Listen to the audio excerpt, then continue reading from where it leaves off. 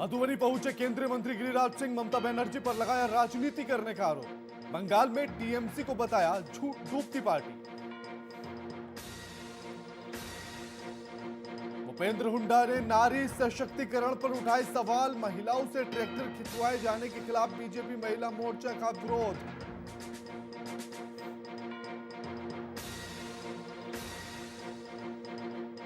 800 करोड़ की लागत से महानंदा बेसिन परियोजना को मिली हरी झंडी।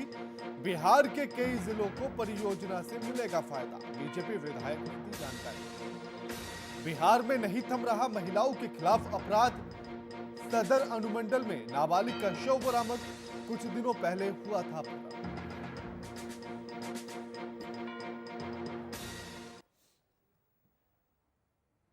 नमस्कार, मैं आपके साथ के राणा, वीआईपी न्यूज देख रहे हैं आप। स्वागत है आप सभी का बिहार झारखंड बुलेटिन में। बड़ी खबर के साथ बुलेटिन की शुरुआत करेंगे मधुबनी से। इस वक्त की बड़ी खबर आपकी टीवी स्क्रीन पर। दुष्कर्म में असफल नाबालिग का गला रेत दिया गया। मधुबनी से खबर आपके टीवी स्क्रीन पर है। दुष्कर्म में असफल होने पर नाबालिग का गला रेत दिया गया। नाबालिग बच्ची को डीएमसीएच में भर्ती कराया गया।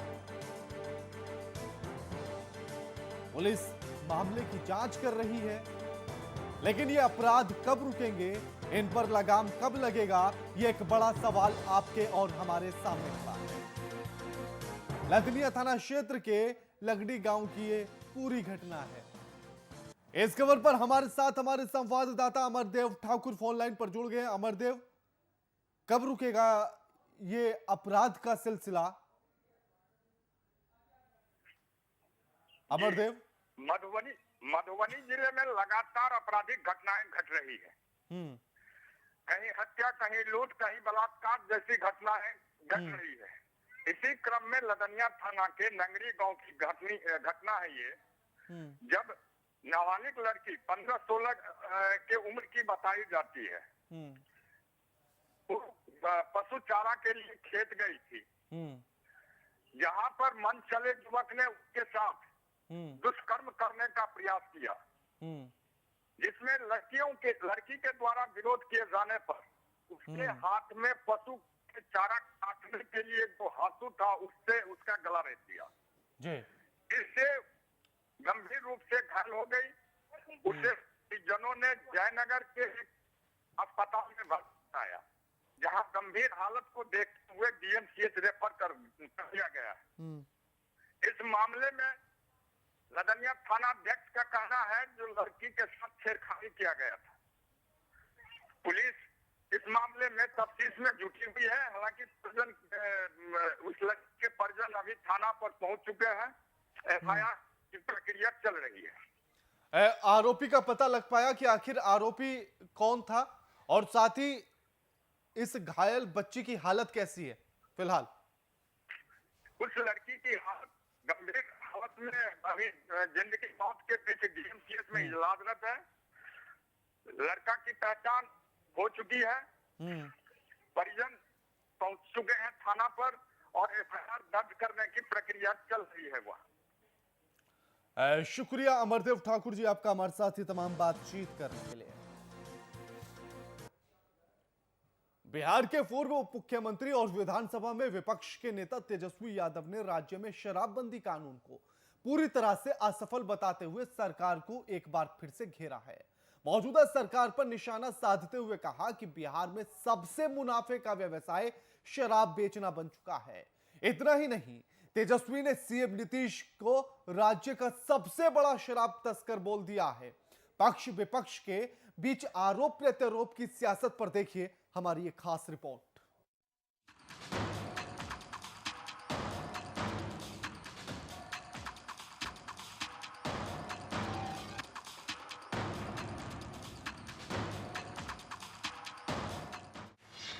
तेजस्वी का सीएम नीतीश पर बड़ा हमला।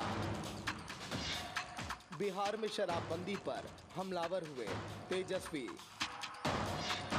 सीएम नीतीश को बताया सबसे बड़ा शराब माफिया। बिहार में शराब की अवैध बिक्री और राज्य सरकार के मंत्री के एक घर से कथित तौर पर शराब की बरामदगी के आरोप को लेकर आरजेडी नीतीश कुमार की सरकार पर हमलावर है। बुधवार को विधानसभा तो गुरुवार को तेजस्वी यादव ने प्रेस कॉन्फ्रेंस कर सीएम नीतीश कुमार पर हमला बोला, साथ ही कई आरोप लगाए। तेजस्वी का निशाना, असली में सबसे बड़ी शराब माफिया तो सरकार है। सरकार के संरक्षण में शराब बिक रही है। मौजूदा सरकार के एमएलए नशे में ठुमके लगाते हैं। गरीबों को कर रहे परेशान, मंत्री बेच रहे शराब। नीतीश कुमार की जानकारी में हो रहा सारा खेल। बिहार की नीतीश कुमार की सरकार के 64% मंत्री दागी। चुनाव जीतने के लिए हर हथकंडे अपनाती है बीजेपी। नेता प्रतिपक्ष तेजस्वी यादव ने बोलते बोलते यहां तक कह दिया कि बिहार में अगर सबसे बड़ा शराब माफिया कोई है तो वो है नीतीश कुमार, क्योंकि उनके संरक्षण में शराब का धंधा फल फूल रहा है। बिहार में इतना कुछ हो रहा है लेकिन उन्हें ही पता नहीं होता। सरकार अगर वो चला रहे हैं, प्रशासन वो अगर चला रहे हैं तो दोषी कौन होगा? अगर कोई कार्रवाई होती भी है तो सिर्फ दलितों, गरीबों, वंचितों, लाचारों, किसानों और अति पिछड़ा लोगों पर होती है। मौजूदा सरकार को आड़े हाथों लेते हुए तेजस्वी बोले कि शराब के मामले में आज तक किसी भी बड़े आदमी पर कार्रवाई नहीं हुई। उन्होंने आरोप लगाया कि बिहार सरकार के 64% मंत्री दागी हैं।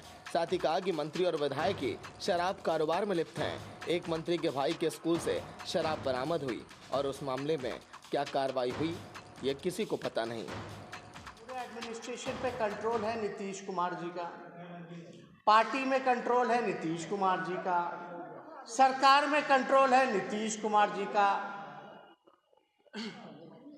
लेकिन किसी पे भी कोई कार्रवाई नहीं कर रहे। कौन नहीं कर रहा?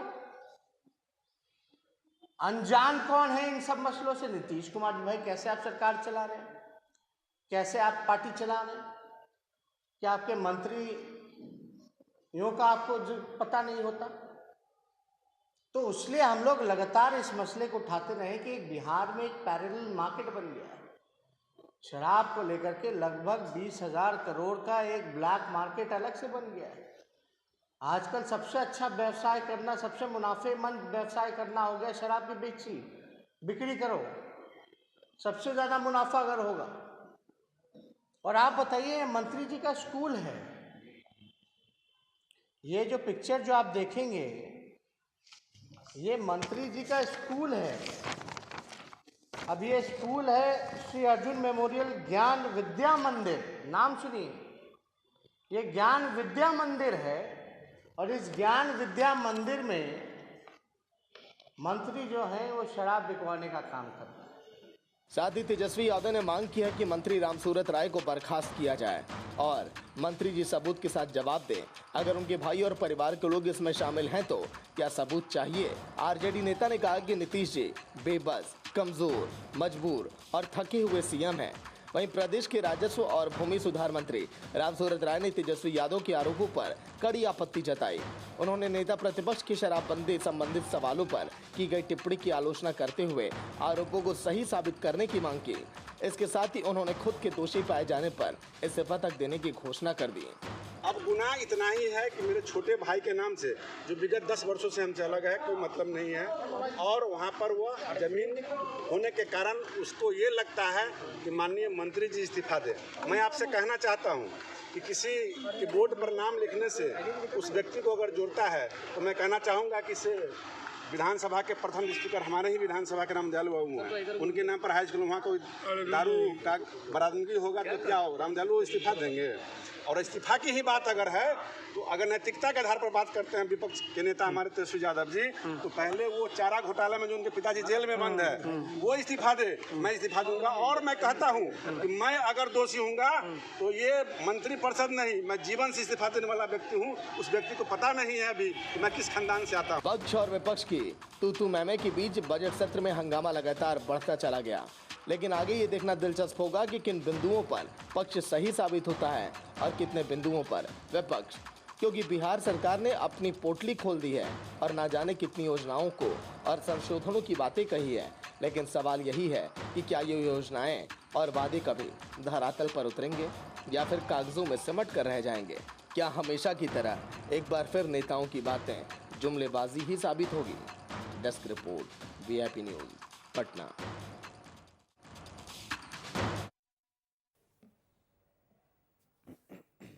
झारखंड के सीएम हेमंत सोरेन को जान से मारने की धमकी मिली। आपको बता दें कि सीएम को 2 बार सीएमओ को धमकी भरा मेल दिया गया। बीते दिन एक कॉलर ने खुद को सीएम सोरेन का सचिव बताते हुए मिजोरम के राज्यपाल के ऑफिस में कॉल किया। इस मामले पर जांच करने के बाद पता चला कि कॉल करने वाले युवक की पहचान बंगाल निवासी अभिजीत मंडल के रूप में हुई। फिलहाल इस मामले में सीएम सुरक्षा में तैनात एसआई ने गोंदा थाने में मामला दर्ज कराया है।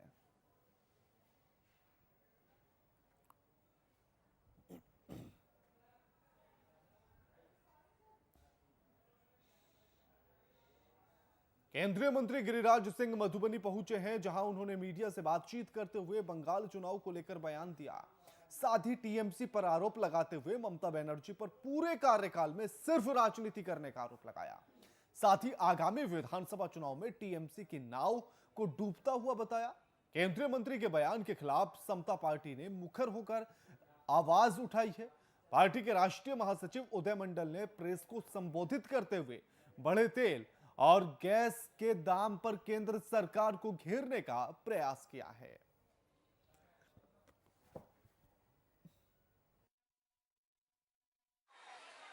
टीएमसी अब डूबता हुआ नाव हो गया। जो मुख्यमंत्री 10 साल रही, उन्होंने अभी तक विकास को मुद्दा नहीं बनाया, विकास किया ही नहीं। केवल गुंडागर्दी, लूट खसोट, कटमनी, लूटमनी। तो उनके पास आपने देखा होगा इतनी घबराई हुई है, लोग भाग रहा है, दहशत फैलाने की कोशिश कर रही हैं।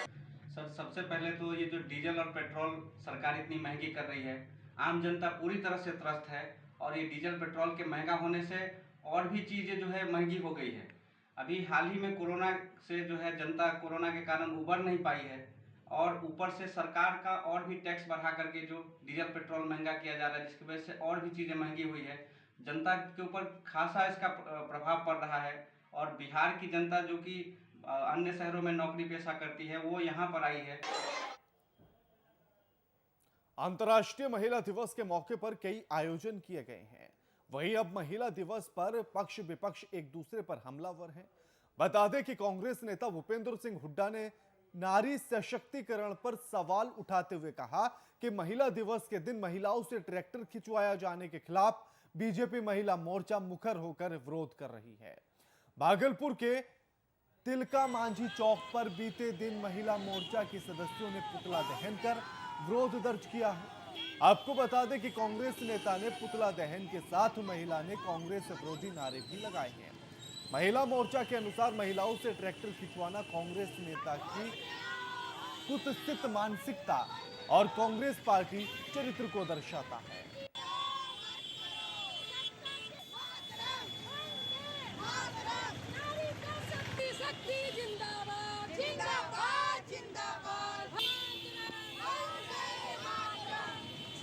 भूपेंद्र हुड्डा जी के द्वारा जो कृत किया गया है, वह ट्रैक्टर पर बैठ गए और महिला एमएलए को कहा गया कि उन्हें रस्सियों से खींचिए।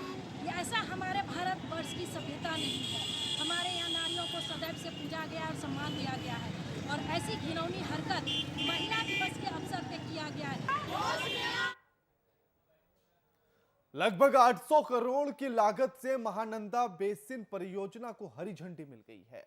इस परियोजना ने पूरा होने से न केवल अर्या बल्कि किशनगंज, पूर्णिया और कटिहार जिले को भी काफी फायदा होगा। वहीं इस मामले में तकनीकी कमेटी के द्वारा ब्लूप्रिंट तैयार कर विभाग और सरकार को सौंप दिया गया।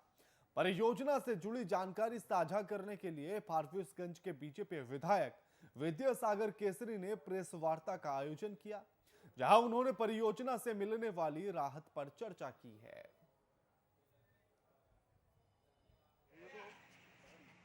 इस क्षेत्र के पूरे जनता उनके इस कार्य के लिए हृदय से जो है आभार के साथ साथ उनके इस दिए गए राशि जो 7 अरब 92 करोड़ रुपया जो जल संसाधन विभाग के द्वारा जो महानंदा बेसन योजना के तहत दिया गया है। बिहार में महिलाओं के खिलाफ अपराध का सिलसिला थमने का नाम नहीं ले रहा है। ताजा मामला सदर अनुमंडल का है, जहां नया रामनगर थाना क्षेत्र से नाबालिग का शव बरामद किया गया। जानकारी के अनुसार परिजनों ने नया रामनगर थाने में गुमशुदगी की रिपोर्ट दर्ज कराई। वहीं छानबीन के दौरान पुलिस ने मौके पर पहुंचकर शव को कब्जे में लेकर पोस्टमार्टम के लिए सदर अस्पताल भेज दिया है। इस मामले में परिजनों ने हत्या की आशंका जताई है।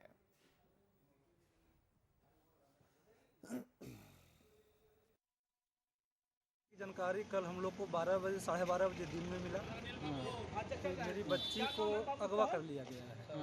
तो हम लोग उस घटनास्थल पे पहुंचे, जाकर देखे। इनके द्वारा बताया गया कि शौच के लिए बच्ची निकली थी, तो 2-3 घंटे नहीं पहुंची, तो मैं इन्फॉर्म किया थाना को, बच्ची गायब है। तो हम लोग गए जहां बताया गया, इस पूरे पहाड़ी एरिया पर छानबीन किए, तो लगभग 3-4 घंटा छानबीन चला, पता नहीं चला। उसके बाद हम इनको बोले कि आप एक थाने आकर FIR दर्ज करवा दीजिए और शाम में अज्ञात के विरुद्ध प्राथमिकी दर्ज कर दी। करने के लिए 10 बजे निकला, पता घर में थोड़ा लेट हो गया तो खोजबीन किया। उसके बाद जो है कि पुलिस को भी जानकारी मिला, तो एक बार आया, देख के खाली चल गया, वो कुछ नहीं बोला। आज क्या हुआ? आज जब फिर खोजने गए हम लोग तो देखें तो कि लाश पहाड़ की गुफा में मिला।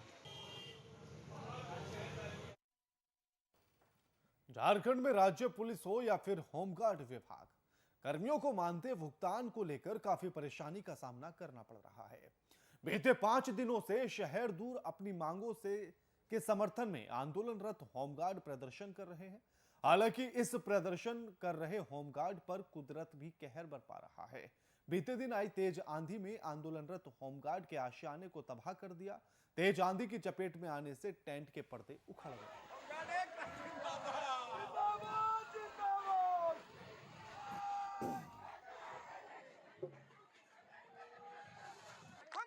जिंदाबाद, हमारी मांगे पूरी करो, हम अडकता जिंदाबाद, हम अडकता जिंदाबाद। इस तरह का उत्साह होमगार्ड साथियों में है अपनी मांगे लेने के लिए आंधी तूफान की। कैमूर पुलिस ने नौकरी के नाम पर ठगी करने वाले गिरोह का पर्दाफाश कर दिया है।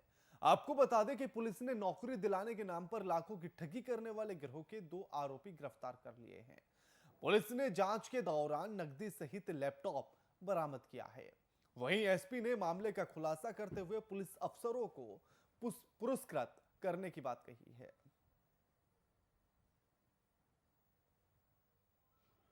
प्रोजेक्ट के अंतर्गत 3 थानों में डाटा एंट्री ऑपरेटर की पोस्टिंग की जा रही है और ये पोस्टिंग बड़े पारदर्शी तरीके से की जा रही थी बेल्ट्रॉन के माध्यम से, बट इसी का दुरुपयोग जो है कुछ व्यक्तियों के द्वारा किया गया। निसाम सर्विसेज प्राइवेट लिमिटेड एक कंपनी है पटना में, जो फर्जी कंपनी है। इसके द्वारा अभ्यर्थियों को आवेदन दिया गया कि हम डाटा एंट्री ऑपरेटर के रूप में आप लोगों की पोस्टिंग करवाएंगे थानों में।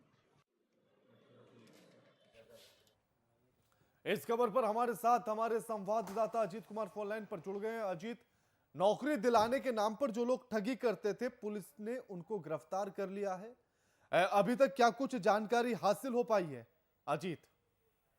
जानकारी के अनुसार जो है कि कैमूर एसपी ने प्रेस वार्ता करके दी जानकारी। उन्होंने बताया कि 9 फरवरी के दिन जो है कि लोग नौकरी के नाम पे ठगी करते थे, जो थाने में आवेदन लेके पहुंचे थे, तो जो जिसमें कहा कि कंप्यूटर ऑपरेटर पे हमारी नौकरी लग गई है। इसमें जांच के दौरान जो है कि जांच के दौरान उन्होंने कहा कि इसमें ऐसी कोई बात नहीं है, जिसमें इसमें जांच की जा रही है। वही जो है पटना के एक गिरोह 2 क्लासेस के द्वारा जो है गिरोह पकड़ा गया, जिसमें दो आरोपी गिरफ्तार किए गए, जिसमें कैमूर एसपी ने जानकारी देते हुए कहा कि ये बहुत बड़ा पर्दाफाश है, नौकरी के नाम पे ठगी करते थे, जिनको गिरफ्तार कर लिया और आगे की जांच भी की जा रही है, जिसमें पूछा जा रहा है कि कौन कौन से लोग इस क्लास में सम्मिलित हैं। जी अजीत, आखिर कुछ नए खुलासे भी इससे हो सकते हैं और आखिर कितने लोगों से इन्होंने ठगी की है? इसमें ठगी के लोग 60 लोग शिकार बताए जा रहे हैं, जिसमें जो है कैमूर एसपी ने कहा कि अभी दोनों लोग से पूछताछ की जा रही है। इसमें कौन कौन से लोग सम्मिलित हैं, हालांकि ये पटना से गिरफ्तारी हुई है। अब पटना में किन किन जगहों पे इनके द्वारा ये साइबर क्राइम के द्वारा चलाया जा रहा था नौकरी के नाम पे ठगी का अभियान, तो उसमें जो है कि 2 लोगों से भी पुलिस जांच कर रही है। शुक्रिया अजीत आपका हमारे साथ ये तमाम बातचीत करने के लिए।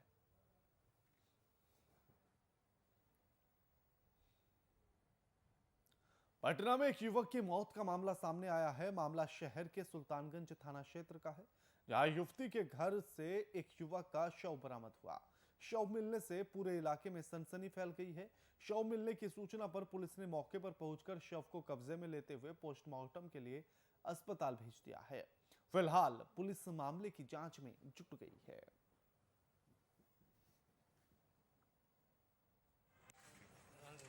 जानकारी मिला कि एक आदमी को गोली लगी है, जिससे उसका मृत्यु हो गया है। सूचना मिला तो हम गए जाकर इंक्वेस्ट भरने के लिए। कितनी गोली लगी हुई है? एक गोली लगा हुआ है। क्या नाम है मृतक? उसका नाम है, मृतक का नाम है मोहम्मद इरफान, बाप का नाम है मोहम्मद ईदू। वह अजीमाबाद कॉलोनी में शेरू मियाँ के मकान में शनिचरा मंदिर के पास किराए पर रहता है। क्या लड़की का कुछ मैटर सुनने में आ रहा है? अब तो ये तो विशेष जानकारी मिलने के बाद ही बताया जाएगा। जैसा कि उनके परिजन लोग बता रहे हैं, ये शायद कोई प्रेम प्रसंग का बात है। शराबबंदी को चुनौती देने वाला मामला अब फतुहा थाना क्षेत्र से सामने आया है, जहां नालंदा फैक्ट्री के बंद पड़े गोदाम से मद्य निषेध विभाग और जिला पुलिस ने छापेमारी कर लगभग 490 कार्टून बरामद किए हैं। अवैध शराब की खेप ये बरामद हुई है। और आपको बता दें कि कुछ दिन पूर्व पटना के बाईपास थाना क्षेत्र के गोदाम से भी भारी मात्रा में शराब की खेप बरामद हुई, जिसके बाद पुलिस विभाग के द्वारा कार्रवाई करते हुए थाना प्रभारी सहित कई लोगों को बर्खास्त कर दिया गया और अब फतुहा में ये खेप बरामद की गई है। शराबबंदी पर एक बड़ा प्रश्न खड़ा होता है।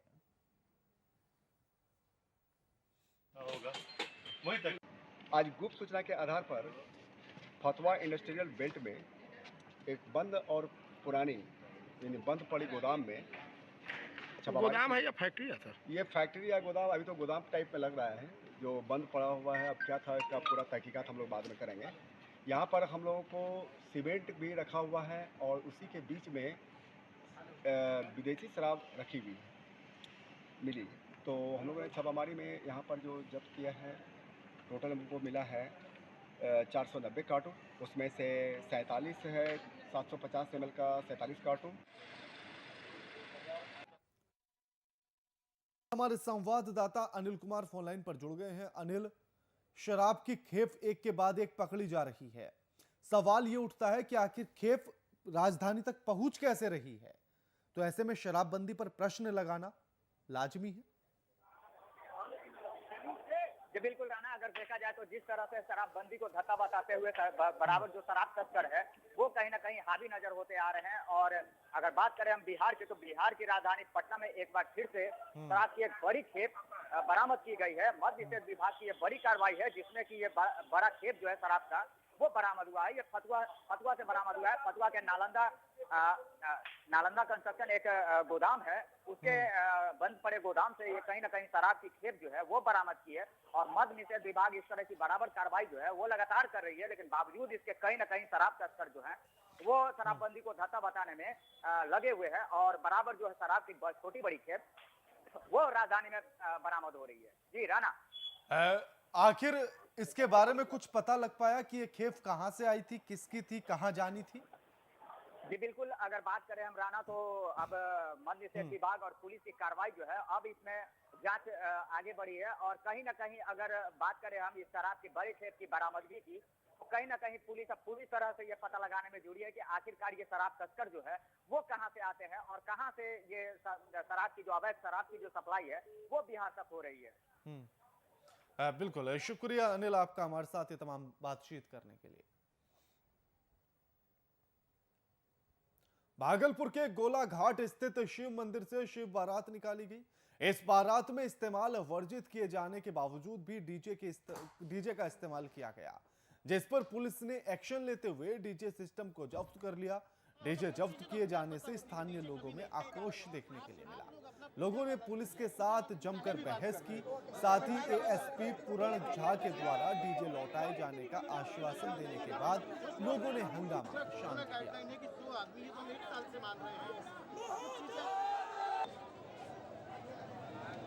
प्रशासन दे रही है, हम लोगों का जो मांग था वापस कर रही है, और डीजे का मांग था, डीजे हम लोगों को सुपुर्द कर दिया जाएगा। हम लोग बाराती बढ़िया से निकाल रहे हैं।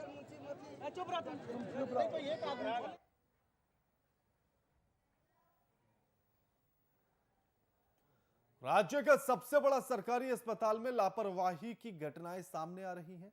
अस्पताल के कागजी कानून में फंसकर एक घायल युवक की जान चली गई। जानकारी के अनुसार सड़क दुर्घटना में गंभीर रूप से घायल युवक को लेकर जब परिजन रिम्स पहुंचे तो कागजी प्रक्रिया पूरी करने के चक्कर में पीड़ित को इंतजार करना पड़ा। इसी दौरान युवक ने दम तोड़ दिया, अपनी सांसें थाम दी, जिसके बाद अस्पताल के बाहर पीड़ित परिजनों से जमकर हंगामा काटा। मरीज की मौत रिम्स की कार्य प्रणाली पर सीधा सवाल खड़ा करती है।